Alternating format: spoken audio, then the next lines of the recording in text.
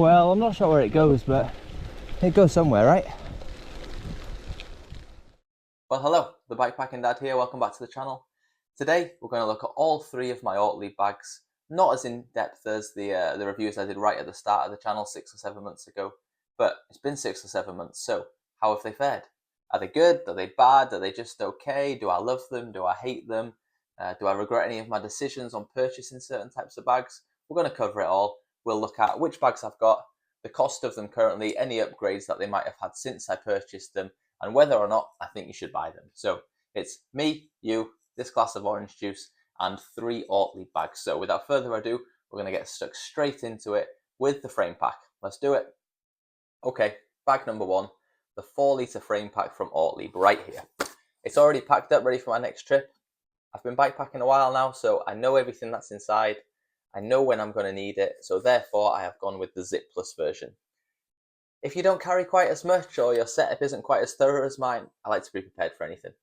You could probably get the zip version, just launch your stuff in, it can go wherever it wants. But this setup for me, this is how I want it. I've got my mug and my gas this side. In the middle, I've got a head torch, my cooker, my cutlery, some toiletries, a power bank with the cables that I need to keep everything charged while I'm out there filming my little trips. And then towards the back, I've got some more bike-related stuff, like some extra bike lube and things like that. Oh, and a medikit. Don't forget a little medikit, you never know. So yeah, it's packed up and ready to go. I prefer the open top. Yes, it's a little bit more time consuming taking it on and off the bike, but the trick is, don't put things in here that you're going to need access to all the time. Put them somewhere else, and then this can just live on the bike. When I get to camp, I can take it off and everything's right there. So yeah, the 4-litre frame pack from Ortlieb, currently retailing at £106. It's got an IP64 waterproof rating, as do all of the bags we'll be looking at. I'm not going to go into mad detail on what that means, but if you get these done up properly, the sufficient rolls and things like that, and close all of the little air release valves like we've got on the seat pack, no water's getting in. No water, no snow, no mud, completely submergible. It's happened once, but yeah, nothing got inside and everything was nice and dry when I got to camp. So yeah, really good bit of kit.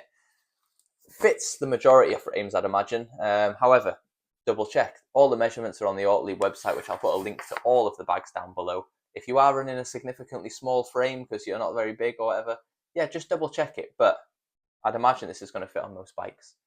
Fitting it to the bike itself, pretty easy. You can see right here, I've got 3 Velcro straps.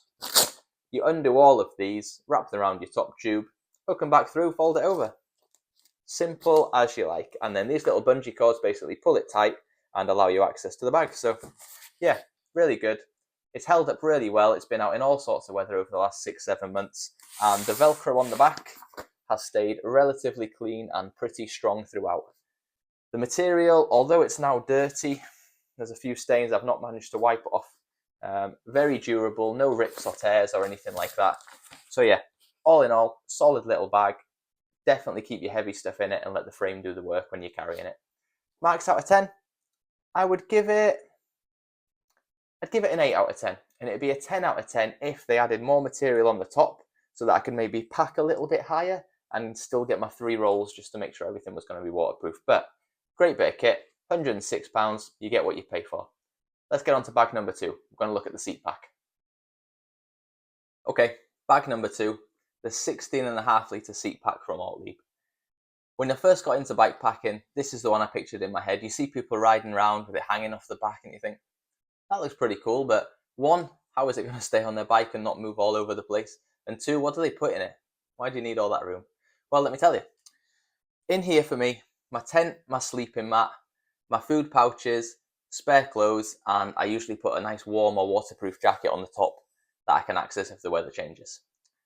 Yeah, nice and simple. I'm not putting things in here that I need regular access to on my trip, because if I don't have to take this bag off the bike at all, that's a bonus. So if I can get to camp, get everything out, close it back up and leave it on the bike, that's a bonus, because fitting it is a little bit fiddly. But it's fiddly for a reason, because it's going on your seat post and it needs to be, yeah, nice and snug really. Let's have a look at the fitting points though. Here, 2 really sturdy and strong Velcro straps. Undo the Velcro around your seat post, thread it back through and over, get it nice and tight and use the extra little Velcro bits. If you can get it tight enough to pull to here for a bit of extra grip, definitely do that. And then you have these clips here. We've got one of these on either side. Through the rails on your seat, pull it nice and tight. That'll get it nice and snug to the seat post in the bike and will stop it wobbling all over the place as you're out the saddle climbing uphill, or wobbling all over the place as you're flying down the other side of the hill. Best tip for the seat rail ones, as you're pulling them tight, lift the weight of the bag a little bit, take the weight of the bag, and you'll find you'll be able to get these and these a little bit tighter, okay? You will also see on these clips here, they have a little, well, it's the second clip. Let me open it. Here, let me hold it up.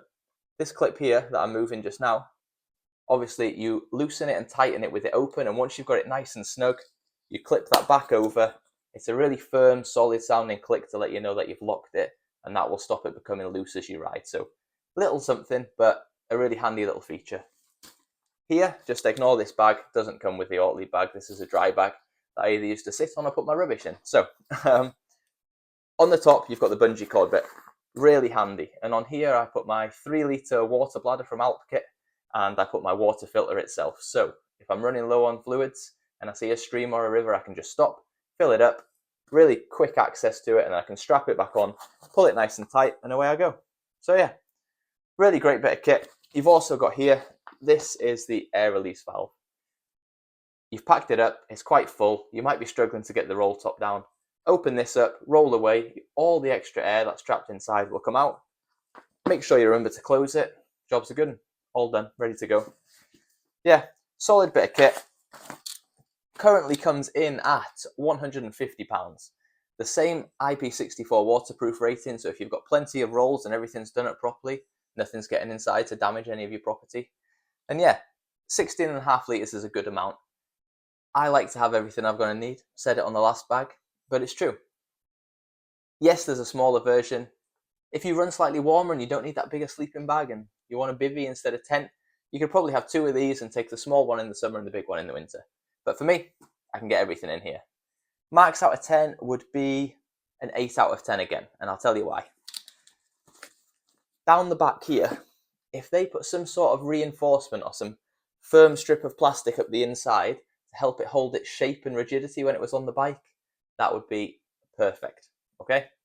Just now, when I put my tent in, I make sure my tent goes down the bottom right into the dip, and I make sure that the poles for the tent run down here, and therefore I'm adding my own kind of structural rigidity to it. So yeah, that would be the upgrade. If anyone from Ortlieb watches this and does that, lovely, thanks very much. And as you can see quickly while we're here, I've got the reflective patches here for at night time, because obviously this is at the back of the bike, so anything to make you stand out. And this lovely little daisy chain feature here, I usually slot my rear light through here, back over on itself and clip it in nice and tight so everyone can see me. So yeah, great bit of kit, £150 for the 16.5 litre version, highly recommended, 8 out of 10. And just like that, we're on to bag number 3. This right here is the 9-litre handlebar bag from Ortlieb. They do 2 versions, they do a 9-litre version, this one, and a 15-litre version. But let me tell you why the 9-litre version is for me. My bike has drop bars, and if you have drop bars and you get the 15-litre version, it's going to be too wide, it could stop you changing gear, and worst case scenario, it could get underneath your brake levers, and you might not be able to stop. So you kind of have to go with the 9-litre version if you've got drop bars, I think.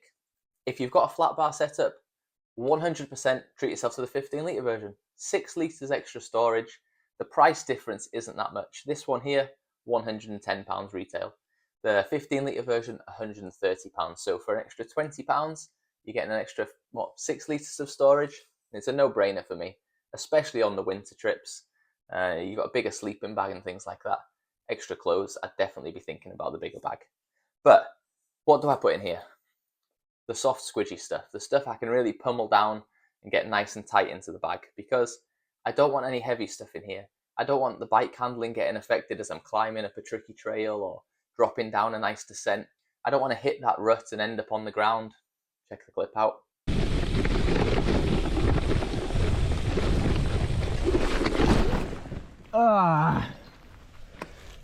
Oh well. What a plonker. But yeah, I want the light stuff in here so that my handling's not affected. Keep it nice and simple, okay? We will get into the fittings on this.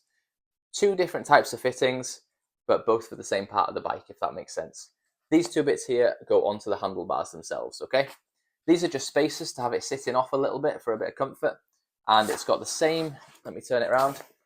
It's got the same double click fastening system here. So you open it up to tighten and loosen it, and then click it closed with a lovely satisfying click once you're happy. But undo that, undo the Velcro on both sides, up over your handlebar, close it up, this one back over, pull it nice and tight, that's it attached to your bike. But at the back here, another nice foam spacer. The tube just below your handlebars, this stops this bag rubbing on your frame and sits it off the bike a little bit. Yes, you have to completely undo this entire section here like this, and it can be a little bit fiddly when you've got a loaded bike, but it's worth it just for the security to the bike. You could just have it on these, but then anything you hit, the bag could rotate like this because there's nothing else attaching it to the bike. So do this one, get it all done, and it's like everything. I've learned with these bike packing trips, the more you do this, the easier it gets. So first couple of times might be a bit fiddly. After that, second nature, take you a couple of minutes. It also has the quick release air valve here. So as I'm stuffing the sleeping bag, bivy bag, some spare clothes, all the squishy stuff in here, it might get a little bit hard. If it's nice and full, it might get a little bit hard to do the roll tops. But pull this out, squeeze all the air out, pop it back in, you'll have a little bit more room at the ends. It is dual-ended, I should mention that. I can open it here and I can open it here. It's identical both sides. Try not to destroy the boss lady's plants. So yeah, when you get to camp, it's easy to get the stuff out whilst it's on the bike. You can just drag it all out, but you might as well take it all off. And my rationale is this. In the morning, when you're trying to stuff everything back in, you can't do that while it's on the bike. It's just not practical. So when you get to camp, whip it off, and then it's ready to go in the morning to pack everything up. Really solid bag. I'm going to give it 9 out of 10. I would give it a full 10 out of 10 if it was maybe 10 or 11 litres. I think they maybe could have squeezed a little bit more capacity in, even with the drop bars, especially now you've got a lot of these flared bars like my bike. Just a little bit wider for a little bit of extra room, but 9 out of 10. IP64, same as all the others. Do it up properly, nothing's getting inside. So yeah, that's all 3 bags. I hope that's helped. We're going to sum it up with a little conclusion, so I will catch you on the other side. Okay, so we've covered all 3 bags, nice and short, nice and brief. It's been 6 or 7 months. They've been out on various trips. They've done all winter. We're now into the spring. We had a little sun on the last trip, and if you've not seen my trips, I'll put a little link up here to my bikepacking adventures. Go and take a look. You can see it for yourself. Yeah, see how they are attached on the bike, because a lot of people ask that. They're like, oh, it's all well and good doing a review, but what do they actually look like and how do they get on? So I'm going to put a little picture up just now, and we're going to dissect this down just so you can see how all the fittings work, and I'll try and zoom in on some bits. So you'll see on the handlebar pack itself, just like I was showing you with the 2 adaptation points, it's there, and I'll zoom in and you'll see how it sits off, and there's the 3rd attachment point on the down tube bit there. And then if we move across to the frame pack, it doesn't get much simpler than this. I've got 3 Velcro straps, pop them all over the top tube. Yeah, job done. If you want to protect your frame a little bit, you can get some helicopter tape or some kind of protective tape for your bike. Don't spend a fortune, jump on eBay. You can buy some generic stuff that'll cost you £7 instead of some bike-specific one that's going to cost you £30, £40 because it's made for your bike. If you've got the money, treat yourself, but there's a lot cheaper alternatives that are going to protect your frame. And then you've got the seat pack. Yes, it's a bit fiddly the first few tries. You want to get it as snug as possible. I can't make that clear enough. If this is moving around, 1, it's going to maybe make some noise and squeak. 2, it's going to rub on your seat post. And it's not going to be nice to ride. You're going to feel it. It's going to affect the bike handling on the back end. But yeah, do it nice and tight. Do it once. If this bag doesn't need to come off during your trips, don't take it off. If you can stand your bike up somewhere and get the bike loaded back up in the morning and put your tent and everything in, do it that way around. So there we have it. For what? I reckon between £300 and £400. I know that sounds a lot, but you're getting great quality gear, a nice matching set of Ortlieb bags that are going to look good on the bike. And it's just, they do the job really well. They're purpose built for bike packing and bike traveling and things like that. Buy cheap, buy twice. I don't think it's ever been truer. The older I get, the more I realise that all these cliches that I was told growing up are true. So yeah, treat yourself, save a few extra pennies, spend £300-400, get yourself some of these nice bags. They will see you right for a long, long time in all sorts of weather. I've been out there, I've been in the snow, I've been in the rain, I've been in the mud. They're still going strong, and I'm sure they'll keep on going. So, thanks for tuning in. I hope it's been of some help. If you've got any questions that maybe I've not answered, throw them in the comments. And as always, please hit the like button if this has helped, because little channels like me, it helps more than you know. So I'm done. Orange juice is done. Didn't destroy the plants, so I'll be in the good books. I will see you all next time, and yeah, enjoy your bikepacking adventures.